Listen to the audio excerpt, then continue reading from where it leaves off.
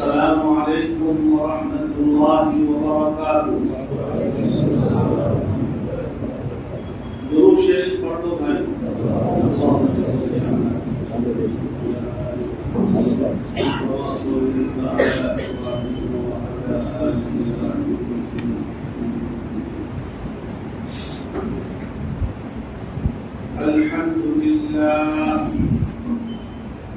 الحمد لله نحمده ونستعينه ونستغفره ونؤمن به ونتوكل عليه ونعوذ بالله من شرور أنفسنا ومن سيئات أعمالنا من يهده الله فلا مضل له ومن يضلله فلا هادي له ونشهد أن لا إله إلا الله وحده لا شريك له ونشهد أن سيدنا ونبينا وشفيعنا وسندنا ومولانا محمدا عبده ورسوله صلى الله تعالى عليه وعلى آله وصحبه وبارك وسلم. أما بعد، أعوذ بالله من الشيطان الرجيم. بسم الله الرحمن الرحيم. إن الله يأمركم أن تؤدوا الأمانات إلى أهلها وإذا حكمتم بين الناس أن تحكموا بالعدل إن الله نعم يعظكم به إن الله كان سميعا بصيرا. صدق الله مولانا العظيم.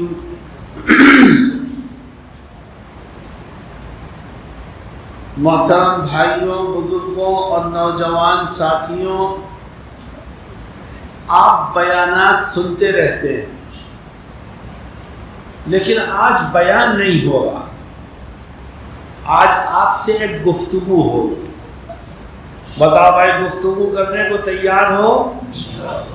بیان اور گفتگو میں فرق کیا ہے؟ فرق یہ ہے کہ بیان میں آدمی بولتا رہتا ہے، سننے والا سنتا رہتا ہے، ایک کان سے سنتا ہے دوسرے کان سے نکالتا رہتا ہے. اور گفتگو میں بولوں گا، آپ کو بھی بولنا پڑے گا، میں سوال کروں گا، آپ کو جواب دینا پڑے گا، شروع سے آخر تک آپ کو میرے ساتھ چلنا پڑے گا. تو بھائی تیار ہو اس کے لیے؟ دوستو، آپ نے بیانات میں سنا ہوگا علماء اور اللہ والے بیان کرتے ہیں کہ بھئی یہ اچھے کام ہیں، ان کو کرو، یہ نیکی کے کام ہے، ان کو انجام دو. مگر آج کی جو ہماری گفتگو ہے، ہم اس میں نیکیوں کا تذکرہ نہیں کریں. ہمارا موضوع کیا ہے پہلے اسے سمجھو. ہمارا موضوع یہ ہے کہ آپ نے نیکیوں کو انجام دیا، نمازیں پڑھی، روزے رکھے، حج کیے، زکوٰۃ دی، نیکیوں کو انجام دے کے بہت سا اجر و ثواب آپ نے اکٹھا کر لیا. اب ہمیں کرنا کیا ہے؟ اجر و ثواب جو ہم نے اکٹھا کیا ہے، اب ہمیں اس کی حفاظت کا بندوبست کرنا. اگر ہم نے حفاظت کا بندوبست نہیں کیا تو نماز پڑھ کے جو اجر و ثواب ہم نے کمایا تھا وہ ضائع ہو جائے گا، روزے رکھ کے جو اجر و ثواب کمایا تھا وہ ضائع ہو جائے گا، حج اور زکوٰۃ دے کر جو اجر و ثواب کمایا تھا وہ ضائع ہو جائے گا. ہمیں اپنی نیکیوں کی حفاظت کی بھی فکر کرنی ہے. یہ آج کی گفتگو کا موضوع ہے. آپ جس شہر میں رہتے ہو یہاں لوگ کاروبار کرتے ہیں، آپ بھی کاروبار کرتے ہیں، ہم کاروبار کرتے ہیں، محنت کرتے ہیں، پیسہ کماتے ہیں، تو محنت کر کے جو ہم نے کمایا ہے بتاؤ اس پیسے کی حفاظت کا بندوبست بھی کرتے ہو کہ نہیں کرتے ہو؟ بولو بھائی، اسے لاکر میں رکھتے ہو، اسے بینک میں رکھتے ہو، اسے سیف میں رکھتے ہو تاکہ آپ کی محنت سے جو روپیہ جمع ہوا ہے وہ ضائع نہ ہو جائے۔ تو آپ نے نماز پڑھ کے محنت کی، اجر و ثواب کمایا، آپ نے رمضان کے روزے رکھے، اجر و ثواب کمایا، آپ نے حج کیا، اجر و ثواب کمایا، آپ نے زکوٰۃ دی، اجر و ثواب۔ اس اجر و ثواب کی حفاظت کا بھی تو بندوبست کرو، کہیں ایسا نہ ہو کہ قیامت کے دن میدان محشر میں پہنچو تو دامن اجر و ثواب سے خالی ہو، تو بتاؤ پھر کہاں جا کر کے منہ پیٹو گے؟ سوال یہ پیدا ہوتا ہے کہ ہم اپنی نیکیوں کے اجر و ثواب کو محفوظ کیسے کریں؟ اتنی بات تو طے ہو گئی کہ محفوظ کرنے کی کوشش کرنی چاہیے، تو بھائی کرنی چاہیے نا، مگر محفوظ کیسے کریں؟ یاد رکھو میں تمہیں یہی بتانے آیا، 4 گناہ ہیں جن سے بچو۔ اگر تم ان گناہوں سے نہیں بچے تو جو اجر و ثواب تم نے نماز سے، روزے سے، حج سے، زکوٰۃ سے حاصل کیا ہے وہ اجر و ثواب ضائع ہو جائے۔ اور آج امت کی بربادی کی وجہ یہ ہے کہ وہ نماز تو پڑھ رہی ہے، روزے بھی رکھ رہے ہیں لوگ، پیسے والے حج بھی کر رہے ہیں، زکوٰۃ بھی دے رہے ہیں، مگر ہم ان گناہوں سے بچنے کی کوشش نہیں کرتے کہ جو گناہ ہماری نیکیوں کے اجر و ثواب کو ضائع کر دیں۔ وہ گناہ کتنے ہیں؟ بہت سے ہیں، میں ان میں سے 4 گناہوں کا تذکرہ کروں، مگر میری ایک شرط ہے، اور وہ شرط یہ ہے کہ یہ عہد کرو کہ ان گناہوں کو سن کر کے ہم زندگی بھر ان سے بچنے کی کوشش کریں۔ یہ 4 گناہ ہیں جن سے بچو، ورنہ تمہاری نیکیوں کے اجر و ثواب کو یہ جلا کر کے بھسم کر دیں گے، کھا کر کے ختم کر دیں گے۔ وہ 4 گناہ کون سے ہیں؟ میں نے ایک آیت پڑھی، اللہ نے اس میں 2 گناہ ذکر کیے ہیں، اور 2 گناہ اور میں آپ کے سامنے رکھوں گا، اس طرح کل یہ 4 ہوتے ہیں۔ پہلا گناہ جو انسان کی نیکیوں کے اجر و ثواب کو ختم کر دیتا ہے، اللہ فرماتا ہے ان اللہ یأمرکم ان تؤدوا الامانات الی اہلها۔ اللہ کہتا ہے اگر تو یہ چاہتا ہے کہ تیری نمازوں کا اجر و ثواب محفوظ رہے، روزوں کا اجر و ثواب محفوظ رہے، حج کا اجر و ثواب محفوظ رہے، زکوٰۃ کا اجر و ثواب محفوظ رہے، تو 4 گناہ سے بچ۔ اس میں سے پہلا گناہ یہ ہے کہ آج سے تو عہد کر لے کہ زندگی کے آخری سانس تک جب کسی کا کوئی حق میری طرف نکلے گا تو میں ایک ایک پیسے کا حساب کر کے اس کے حق کو ادا کر دوں گا۔ اگر تو نے دوسرے کے حق کو پامال کیا، امانت میں خیانت کی، دوسرے کی حق تلفی کی، تو یاد رکھ نمازوں کا اجر و ثواب بھی ضائع، روزوں کا اجر و ثواب بھی ضائع، حج کا اجر و ثواب بھی ضائع، زکوٰۃ کا اجر و ثواب بھی ضائع، اور کوئی نیکی تجھے خدا کی پکڑ سے نہیں بچا سکے۔ میرے دوستوں اور ساتھیوں، بتاؤ آج مسلمان اس گناہ میں مبتلا ہے کہ نہیں ہے؟ اور یہ گناہ ایسا ہے جو نیکیوں کے اجر و ثواب کو کھا جاتا ہے۔ اللہ کے نبی صلی اللہ علیہ وسلم فرماتے ہیں کہ کل میدان محشر میں ایک شخص دوسرے کا گریبان پکڑ کے لائے گا اور کہے گا اے خدا، اس نے میرا حق مارا تھا، میری امانت میں خیانت کی تھی، آج تو انصاف کرنے بیٹھا ہے، میرا حق اس سے دلوا۔ اللہ رب العزت خیانت کرنے والے سے، حق تلفی کرنے والے سے کہے گا ادی الامانہ، اس کی امانت کو ادا کر، اس کا حق ادا کر۔ وہ کہے گا صاحب میں نے بہت سی نمازیں پڑھی ہیں، آج تیری نمازیں تیرے کام نہیں آئیں گی، تیرے روزے تیرے کام نہیں آئیں گے، تیرا حج تیرے کام نہیں آئے گا، تیری زکوٰۃ تیرے کام نہیں آئے گی، ادِ الامانہ، اس کی امانت کو ادا کر۔ وہ روئے گا، کہے گا انا یا رب وقد ذهبت الدنیا، اے خدا میں اس کی امانت کیسے ادا کروں، دنیا تو ختم ہو گئی، اب نہ روپیہ پیسہ ہے، نہ زمین جائیداد ہے، نہ مال و دولت ہے، میں کہاں سے اس کی امانت ادا کروں؟ اللہ کہے گا تجھے اس کی فکر دنیا میں کرنی تھی، آج یہ جواب چلنے والا نہیں ہے۔ حدیث شریف میں آتا ہے کہ خدا پھر حکم دے گا کہ جاؤ اس کو آندھے منہ جہنم میں جھونک۔ دیکھو ساری نیکیاں دھری کی دھری رہ گئی، کوئی نیکی اس کو خدا کی پکڑ سے نہیں بچا رہی ہے۔ کیوں؟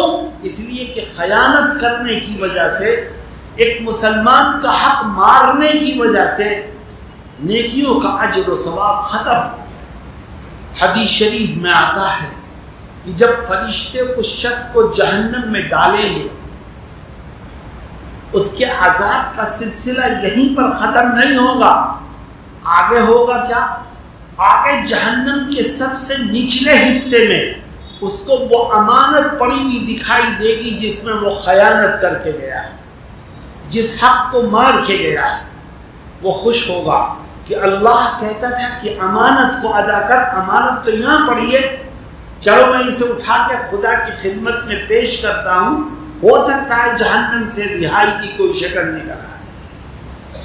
وہ ہزاروں سال چلتا ہوا نیچے تک پہنچے گا، اللہ ہی جانے کتنی مدت اس کو پہنچنے میں لگے گی۔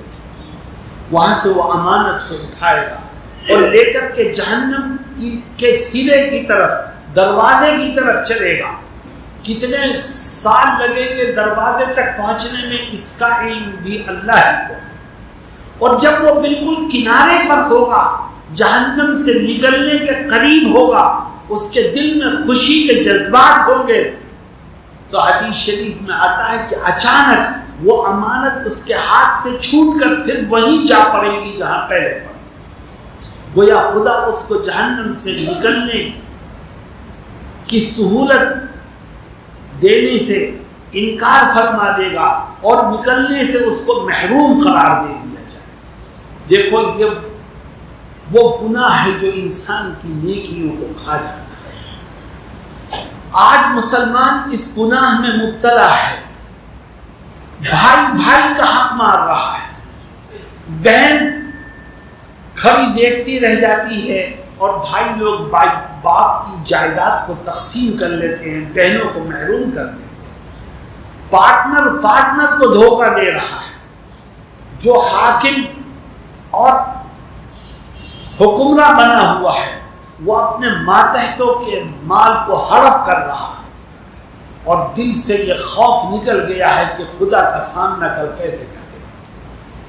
ان اللہ یأمرکم ان تؤدوا الامانات الی اہلها، تمہارا رب تم کو یہ حکم دیتا ہے کہ امانت جس کی ہے، حق جس کا ہے، اس کو پہنچا دو۔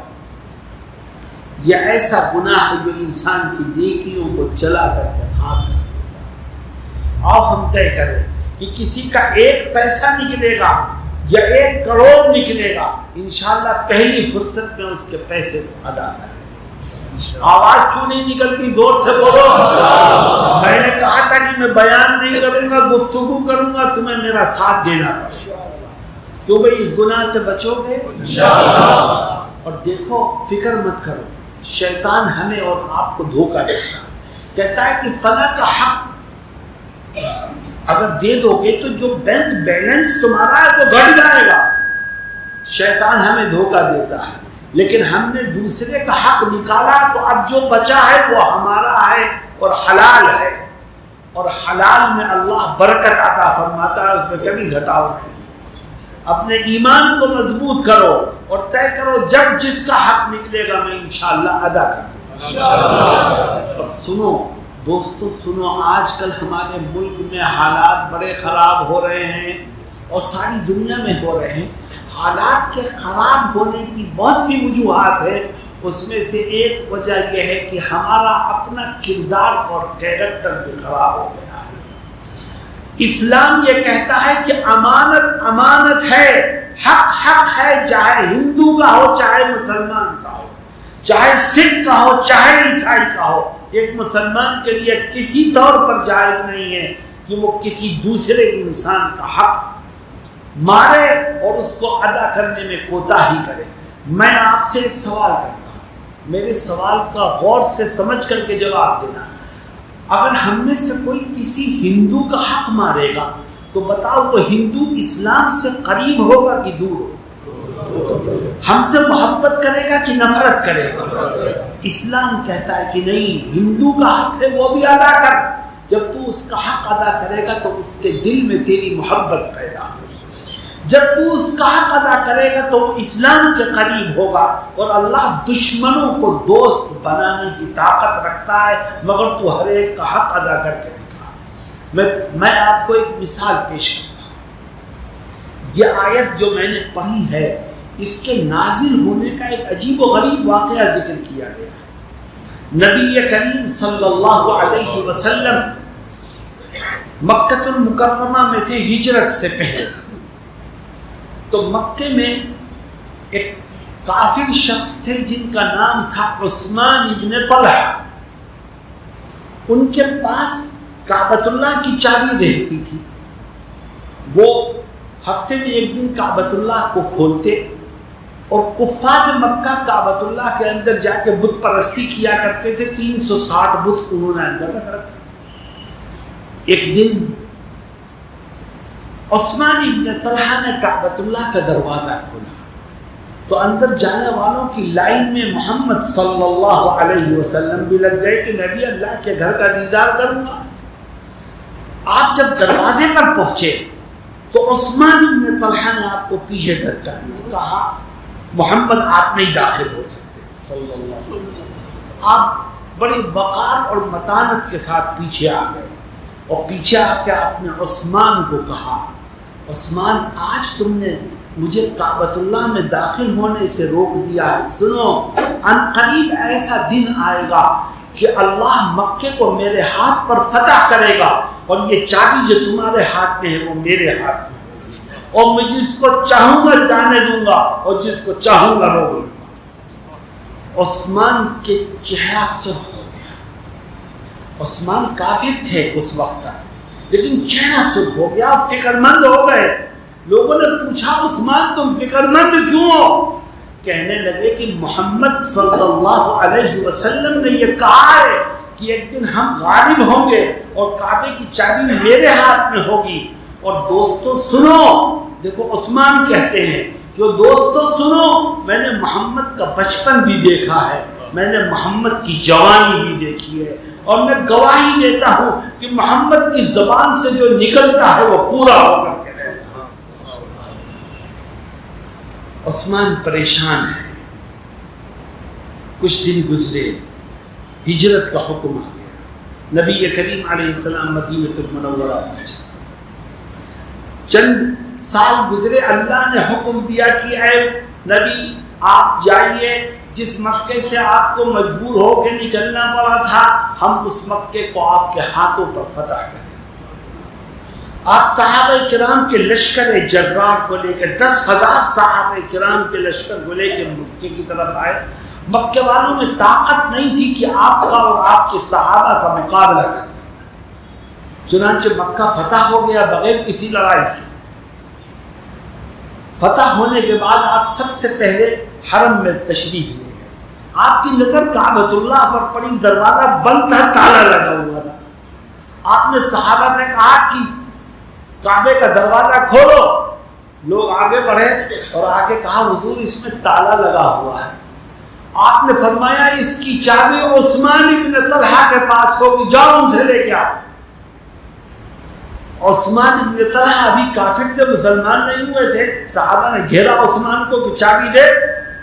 عثمان نے کہا میں نہیں دیتا۔ صحابہ نے کہا آقا کا حکم ہے چابی لے کے آؤ، شرافت سے دیتا ہے تو دے، ورنہ ابھی ہم تیرا علاج کرتے ہیں۔ عثمان نے منع کر دیا میں نہیں دوں گا۔ صحابہ نے عثمان صحابہ نے عثمان کو زمین پر پٹخا، ایک صحابی ان کے سینے پہ سوار ہوئے اور چابی ان سے چھین لی، اور چابی لا کے نبی کریم علیہ السلام کے ہاتھوں میں دی۔ اب آپ کے ہاتھ میں چابی ہے، آپ کے پاس ابو بکر ہے، عمر ہے، عثمان ہے، علی ہے، صحابہ نے آپ کو گھیر رکھا، اور ہر ایک کی یہ خواہش ہے کہ یہ چابی آج آپ کے دست مبارک سے مجھے مل جائے، کیونکہ آج یہ چابی جس کو ملے گی رہتی دنیا تک تاریخ میں اس کا نام روشن رہے گا۔ آپ پریشان ہیں کہ کس کو دوں، اتنے میں یہ آیت نازل ہوتی ہے، ان اللہ یأمرکم ان تؤدوا الامانات الی اہلها۔ اے نبی، یہ چابی آپ کے ہاتھ میں امانت ہے، یہ چابی آپ نے ابو بکر سے نہیں لی، عمر سے نہیں لی، عثمان غنی سے نہیں لی، علی المرتضی سے نہیں لی، اپنے جانثاروں میں سے کسی سے نہیں لی، یہ تو عثمان ابن طلحہ کی امانت ہے جو آپ کے ہاتھ میں ہے۔ عثمان کافر ہی صحیح، لیکن یہ امانت واپس جائے گی تو عثمان ہی کے ہاتھ میں۔ آپ نے صحابہ سے فوراً کہا دیکھو عثمان ابن طلحہ کہاں، بلا کے لاؤ۔ عثمان ابن طلحہ غصے میں تھے کیونکہ چابی ان سے چھینی گئی تھی، لوگ انہیں پکڑ کے لائے، سامنے کھڑے ہیں عثمان، آپ نے چابی ان کی طرف بڑھائی اور کہا عثمان، اللہ کہتا ہے کہ یہ تمہاری امانت ہے، تم کافر ہی صحیح لیکن امانت امانت ہے، میں یہ چابی تمہیں واپس کرتا ہوں، اور میں اعلان کرتا ہوں کہ اب رہتی دنیا تک یہ چابی تمہارے ہی خاندان میں رہے گی۔ عثمان حق کا بکا، عثمان غصے میں تھے، عثمان تھوڑی دیر کے لیے سنبھلے اور کہنے لگے کہ جو شخص ایک کافر کی، ایک غیر مسلم کی امانت کو ادا کرے اور اپنی امت کو یہ سبق سکھائے کہ غیر کی امانت بھی امانت ہے، اس کو ادا کرو، اس کا دین اس قابل ہے کہ اسے قبول کر لیا جائے۔ اشہد ان لا الہ الا اللہ واشہد ان محمدا عبدہ۔ دیکھو غیروں کا حق ادا کرو گے تو اس طرح کے اثرات ظاہر ہوں گے جیسے عثمان بن طلحہ کے دل پر ظاہر ہوئے، اور وہ صحابہ کے مقدس گروہ میں شامل ہو گئے، اور رضی اللہ عنہم ورضوا عنہ کا مزہ ان کے لیے قرآن نے سنا دیا۔ لیکن جب ہم کسی کا حق ماریں گے تو نفرتوں کے سوا کچھ ہمارے سامنے نہیں آئے گا، اختلافات ہوں گے، لڑائیاں ہوں گی، دوریاں پیدا ہوں گی، رشتہ دار بھی اجنبی بن جائیں گے۔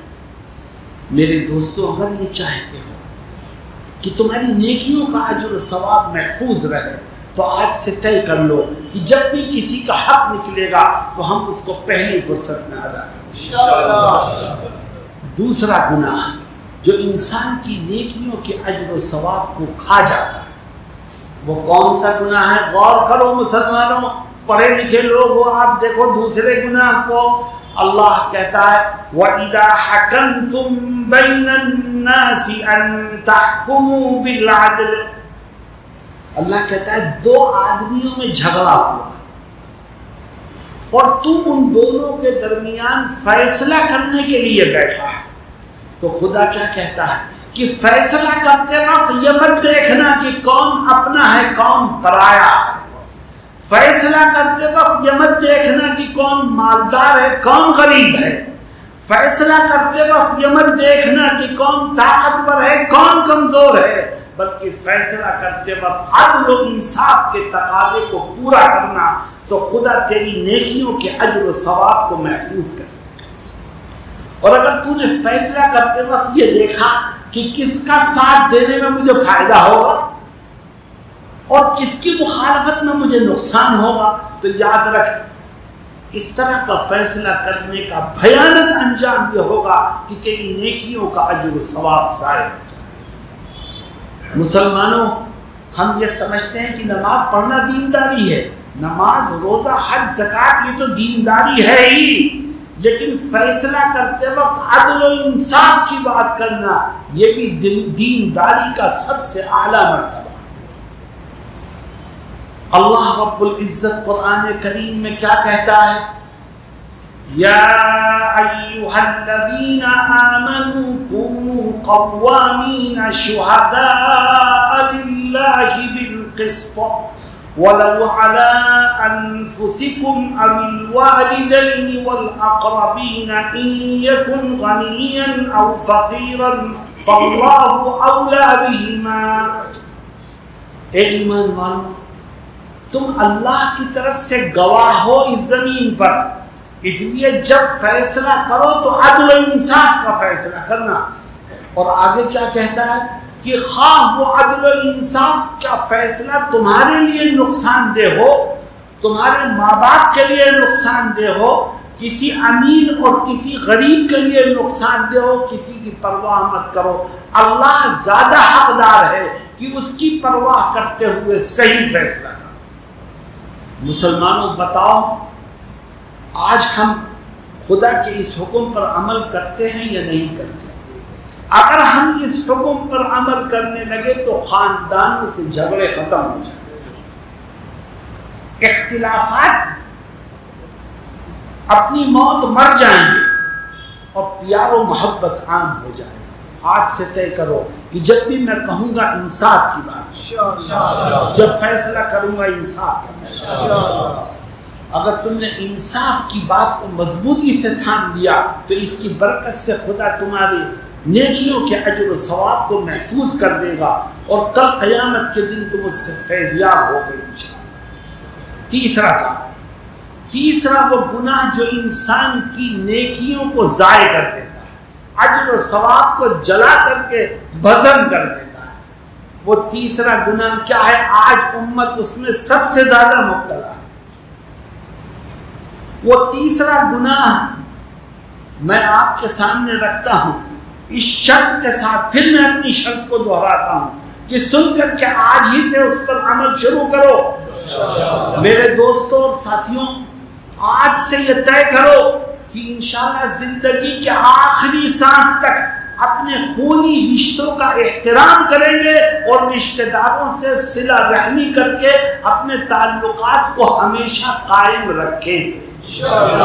جس نے رشتہ داروں سے تعلق توڑا تو یہ اتنا برا گناہ ہے، اتنا برا عمل ہے کہ اس کی نحوست سے انسان کی نیکیوں کا اجر و ثواب ضائع ہو جائے.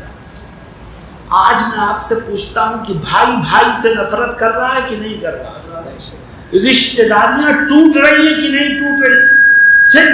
صرف انا کے خاطر، اپنی ناک کو اونچا رکھنے کے لیے، صرف انا کے خاطر، اپنی ناک کو اونچا رکھنے کے لیے خونی رشتوں کو پامال کیا جا رہا ہے، توڑا جا رہا ہے. خونی رشتوں کو توڑنا یہ اتنا بڑا گناہ ہے، اتنا بڑا گناہ ہے کہ تو نے 60 سال نمازیں پڑھی، 60 سال رمضانوں کے روزے رکھے، 6 اور 7 حج کیے، کروڑوں روپے زکوٰۃ کے نام پر صرف کیے، لیکن اگر تو نے اپنے خونی رشتوں کو نہیں جوڑا تو خدا کے ہاں تیری کوئی نیکی محفوظ نہیں ہے، سب ضائع ہو جائے. وجہ کیا ہے؟ وجہ کیا ہے؟ غور کرو.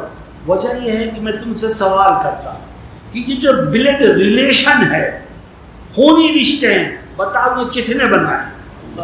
ہم نے تو نہیں بنائے ہیں. اور جو چیز اللہ نے بنائی ہو اس کو توڑنے کا ہمیں کوئی حق نہیں. ہم اگر توڑتے ہیں تو گویا خدا پہ ٹکرانے کی کوشش. میرے دوستوں اور ساتھیوں، جناب رسول اللہ صلی اللہ علیہ وسلم ایک حدیث شریف میں فرماتے ہیں کہ کل میدان محشر میں صلہ رحمی کو اللہ ایک جسم اور ایک روپ دے گا، اور صلہ رحمی اللہ کے عرش کے پائے کو پکڑ کر آواز لگائے کہ اے خدا، جس نے دنیا میں میرا احترام کیا، میرا خیال رکھا، تو آج اس کا احترام کر اور اپنی نعمتوں سے اسے نواز. اور اے خدا، جس نے دنیا میں مجھے توڑا اور کاٹا، برباد کیا، آج تو اس کو تہو بالا کر دے، اس کو ٹکڑے ٹکڑے. حدیث شریف میں آتا ہے کہ اللہ صلہ رحمی کی اس صدا کو قبول کر کے، اور جس نے صلہ رحمی کی اس کو اجر و ثواب سے نوازے گا، اور جس نے قطع رحمی کی، تعلقات کو توڑا، اس کو جہنم کا ایندھن بنا دے. اللہ رب العزت ہم سب کی حفاظت فرمائے. دیکھو زندگی ہمیں اپنی انا کی خاطر نہیں گزارنی ہے بلکہ اللہ کی اطاعت کر کے اس کی رضا کو حاصل کرنے کے لیے گزارنی ہے. ہمارا جی نہیں چاہے گا مگر اللہ کا حکم. میں ایک جگہ بیان کر رہا تھا صلہ رحمی پر، تو ایک نوجوان بالکل میرے سامنے بیٹھا تھا. بیان کے بعد کہنے لگا مولانا صاحب 3 سال ہو گئے میری بول چال اپنی بہن سے بن گئی، نہ وہ میرے ہاں آتی ہے نہ میں اس کے یہاں جاتا ہوں. اب میں نے بیان سن کے ارادہ کیا ہے کہ میں سیدھا بہن کے گھر جانا، مگر ایک رکاوٹ ہے مجھے. میں نے کہا کیا رکاوٹ ہے؟ کہتا مجھے ڈر لگتا ہے کہیں بہن کے بچے میرا مذاق نہ ہو. میں نے اس کے کمر پر ہاتھ رکھا، میں نے کہا بیٹا تو جا، اور اس ارادے سے جا کہ میں اپنے رب کے حکم کو زندہ کرنے کے لیے جا رہا ہوں. اگر کوئی تیرا مذاق اڑائے تو اڑانے دے، خدا کے ہاں تجھ سے زیادہ معزز اور مکرم کوئی ہو نہیں. میرے دوستوں اور ساتھیوں غور کرو، جتنے ساتھی یہاں بیٹھے ہیں کہ ہمارا اپنے رشتہ داروں میں سے کسی سے تعلق ٹوٹا ہوا تو نہیں ہے. اچھا شیطان ہمیں بہکاتا ہے ایک طرح سے. کیا کہتا ہے؟ ہمارے دل میں ایک جذبہ پیدا ہوتا ہے غصے میں کہ صاحب میرا بھائی تو میرا خیال رکھتا نہیں، جب وہ نہیں رکھتا تو میں کیسے رکھوں. تو دیکھو حدیث شریف میں اس کی وضاحت کی گئی.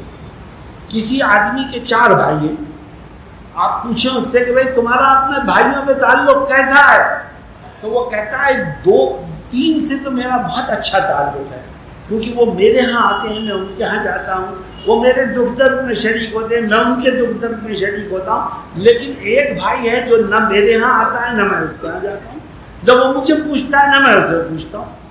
حدیث شریف میں اللہ کا نبی صلی اللہ علیہ وسلم کیا فرماتے ہیں؟ کہتے ہیں جو بھائی تیرے ہاں آتا ہے اگر تو بھی اس کے ہاں جاتا ہے تو یاد رکھ اس بھائی کے ہاں جانا جو تیرے ہاں آتا ہے، تیرا اس کے ہاں جانا، یہ صلہ رحمی نہیں ہے، یہ تو بدلے کا ملنا ہے.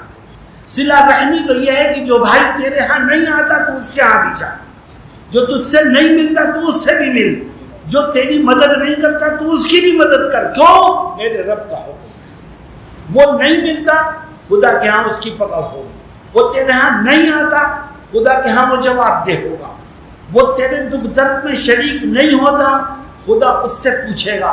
مگر اپنے عمل کا ذمہ دار تو ہے، تجھے اپنا عمل صحیح رکھنا چاہیے. میرے دوستوں اور ساتھیوں، میں نے کہا تھا کہ آج بیان نہیں ہوگا، آج گفتگو ہے. ہماری آپ کی گفتگو چل رہی ہے اور موضوع یہ تھا کہ نیکیوں کے اجر و ثواب کو محفوظ رکھنے کی کوشش کرو تاکہ وہ ضائع نہ ہو جائے. اور اگر آپ محفوظ رکھنا چاہتے ہو تو 4 گناہوں سے بچو، وہ نیکیوں کے اجر و ثواب کو ضائع کر دیتے ہیں. 4 میں سے کتنے گناہ آ گئے؟ 3 گناہ آ گئے. کون کون سے؟ نمبر 1 امانت اور حق جس کا نکلے اس کو ادا کر دو. خیانت کرو گے تو یہ ایسا گناہ ہے تمہاری نیکیوں کا اجر و ثواب ضائع. نمبر 2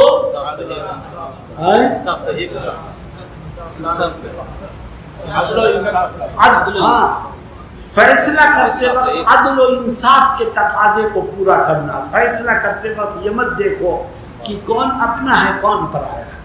میں نے بہت سے موقعوں پر دیکھا جھگڑا ہوتا ہے، ایک طرف ہندو ہے ایک طرف مسلمان ہے، بیچ میں فیصلے کے لیے مسلمان بیٹھا ہے اور مسلمان عدل و انصاف کی بات کرتا ہے، فیصلہ مسلمانوں کے خلاف پڑتا ہے، لیکن مسلمان ناراض ہوتے ہیں. مگر ہندو اسلام سے اتنا قریب ہو جاتا ہے کہ وہ کلمہ پڑھ کر کے اپنے آپ کو اسلام کا شیدائی بنا لیتا ہے. کیوں؟ صرف آپ کے اس عمل سے کہ آپ نے انصاف کیا اور فیصلہ کرتے وقت عدل کے تقاضے کو پورا کیا. تیسرے نمبر پر صلہ رحمی کرنا اور رشتہ داریوں کو ہمیشہ قائم رکھنا. جس نے اپنی رشتہ داریوں کو توڑ دیا اس کی نیکیوں کا اجر و ثواب نہیں ہے. آخری چیز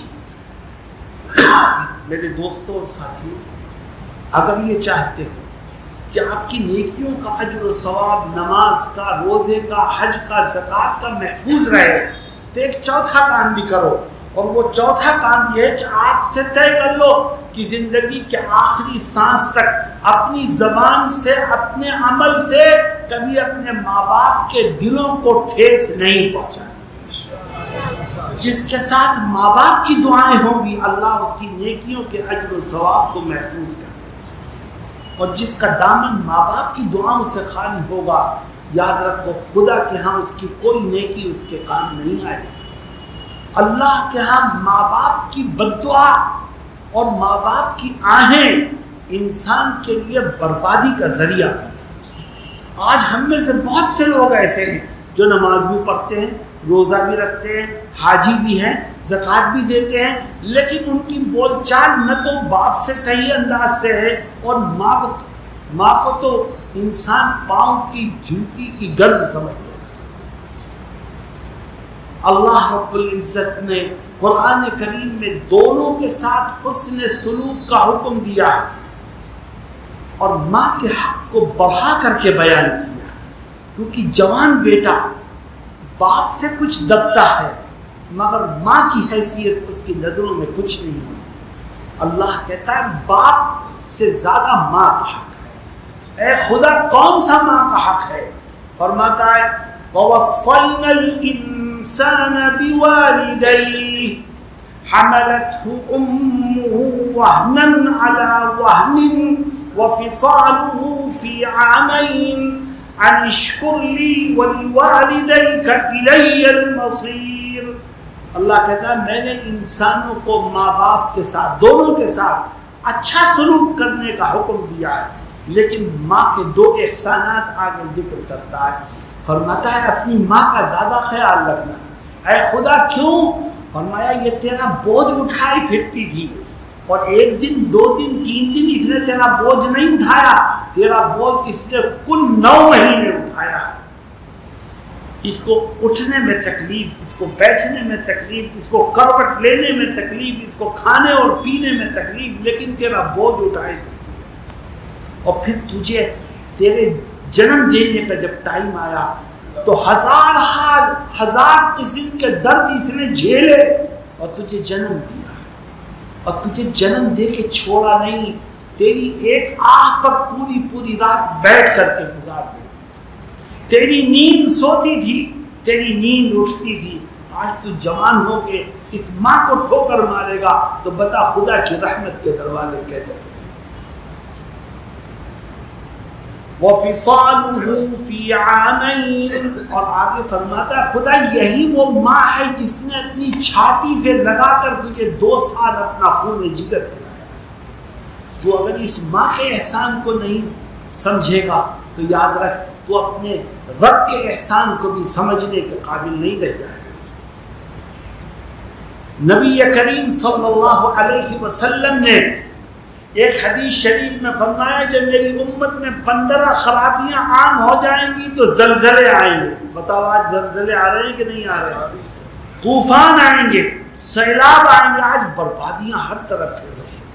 ان 15 خرابیوں میں سے 2 خرابی فرماتے ہیں وَأَطَاعَ الرَّجُلُ زَوْجَتَهُ وَعَقَّ أُمَّهُ وَبَرَّ صَدِيقَهُ وَجَفَى أَبَاهُ۔ جب میری امت کا جوان اپنی بیوی کے کہنے میں چلنے لگے اور اپنی ماں کو ٹھوکر مارنے لگے تو سمجھ لو خدا کی رحمت کے دروازے پر۔ بتاؤ آج یہ گناہ ہو رہا ہے کہ نہیں؟ وَبَرَّ صَدِيقَهُ وَجَفَى أَبَاهُ، اور جب میری امت کا جوان اپنے دوستوں سے، اپنے کلاس فیلوز سے بہت اچھی طرح پیش آئے لیکن اپنے باپ کی نافرمانی کرنے لگے تو سمجھ لو خدا کی رحمت کے دروازے بند ہو جائے۔ میرے دوستو یہ 5واں گناہ بھی بڑا ہی اہم گناہ ہے جس کا ہم آج خیال نہیں رکھ رہے۔ اگر خدا نہ خواستہ ہم ماں باپ کی نافرمانی میں مبتلا ہیں تو یاد رکھو کل قیامت کے دن کوئی نیکی ہمارے کام نہیں آئے گی، اور ہر نیکی کا اجر و ثواب ضائع ہو جائے گا۔ اس لیے طے کرو کہ ہم اپنے ماں باپ کے ساتھ ہمیشہ حسن سلوک کر کے ان سے دعائیں لینے کی کوشش کرتے رہیں. کرو گے بھائی انشاءاللہ. آج آپ نے بیان نہیں سنا ہے، بیان تو ایک کان سے سنتا ہے آدمی، دوسرے کان سے نکال دیتا ہے. آج آپ سے گفتگو اور یہ چاروں باتیں آپ ذہن میں رکھیے اور آج سے عمل کا ارادہ کریں. آپ ایسے جمع بیٹھے ہیں کہ میں بولتے رہوں آپ سنتے رہیں گے، مگر اس سے کوئی فائدہ نہیں. جو چار باتیں سنی ہیں اسی پر عمل کرو. اللہ رب العزت مجھے بھی عمل کی توفیق عطا فرمائے اور آپ کو بھی عمل کی توفیق سے مالا مال فرمائے. وآخر دعوانا ان الحمد للہ رب العالمین. اللهم صل على محمد وعلى آل محمد كما صليت على إبراهيم وعلى آل إبراهيم إنك حميد مجيد. اللهم لك الحمد كما ينبغي لجلال وجهك وعظيم سلطانك. اے اللہ ہم نماز بھی تیری توفیق سے پڑھتے ہیں، روزے بھی تیری توفیق سے رکھتے ہیں، حج اور زکوٰۃ بھی تیری توفیق سے ادا کرتے ہیں، ہر نیکی تیری توفیق سے ادا کرتے ہیں. کہ اللہ جس طرح تو ہمیں نیکیوں کو انجام دینے کی توفیق دیتا ہے، اسی طرح نیکیوں کے اجر و ثواب کی حفاظت کا بھی بندوبست فرما. کہ اللہ قیامت کے دن خالی ہاتھ نہ رہ جائیں، دامن خالی نہ رہ جائے. اے اللہ اس کی فکر ہمیں نصیب فرما، نیکیوں کو محفوظ کرنے کی فکر سے ہمیں مالا مال فرما.